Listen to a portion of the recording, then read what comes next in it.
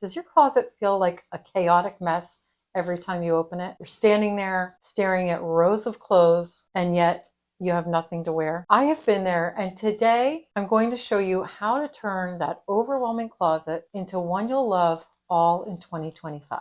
A few years ago, my closet was stuffed to the brim. It was packed with things I never wore, pieces I didn't love, and styles that just didn't feel like me anymore. Does that sound familiar? Once I started making small, intentional changes, everything shifted. And for me, now getting dressed is easy, it's stress-free, and it's actually a lot of fun. So if you're ready to feel that way too, let's dive into a simple step-by-step plan that'll help you love your closet again. The first thing you have to do before you can get into anything else is declutter. And I know this is the biggest complaint I hear. This can feel extremely overwhelming. But trust me, this step is life-changing. And I have a golden rule I stick to when I'm cleaning out or organizing my closet. If I don't love it, and it doesn't fit my current style, it's time to say goodbye. Think about it. Why hold on to pieces that don't feel anything less than amazing? But what I want you to do is start small. Maybe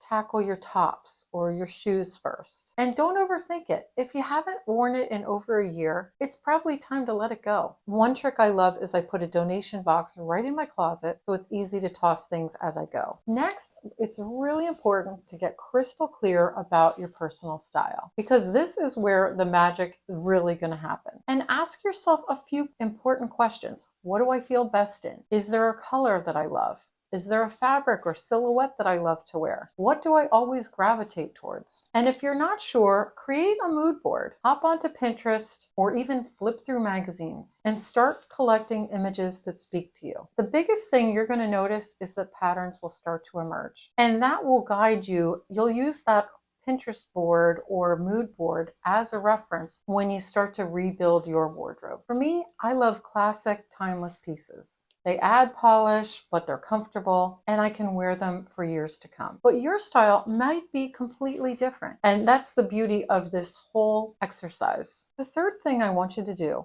is build a wardrobe of versatile basics. Now that you've spent some time figuring out your style, we need to talk about the foundation of a great closet, and that is versatile basics. These pieces are going to be the workhorse of your wardrobe.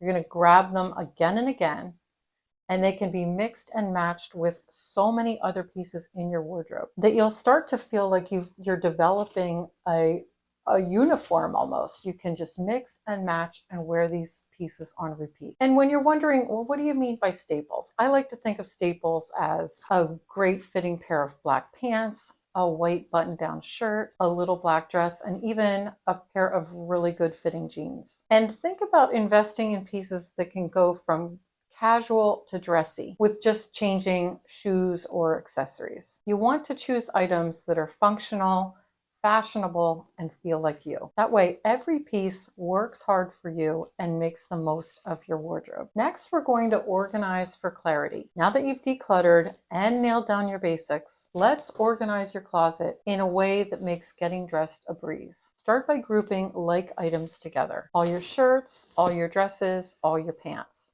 And then organize them from light to dark in color order. It's going to make pulling out the items and finding the things you need a breeze. And if you want to take it up a notch, get some matching hangers. They instantly are going to make your wardrobe look more elegant, more cohesive, and almost like you're shopping a boutique in your own home. And then don't forget to organize your accessories. You can use small bins, dividers, or even organizing hooks. They're going to keep all your belts, jewelry, scarves neat and easy to find. And trust me, a little organization is going to completely change how you feel about your closet. Because like I said, it's going to feel like shopping your own personal boutique filled with all these curated pieces that you love, that you chose, that work together. And the next step is plan for 2025. We're going to set our style goals. And let's talk about how to keep this momentum going. You've cleaned out your closet,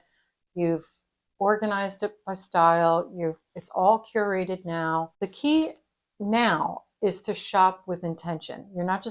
You've probably cleaned out all these things, it feels light and airy, and now you're thinking, okay, I'm going to go buy more and fill it up again.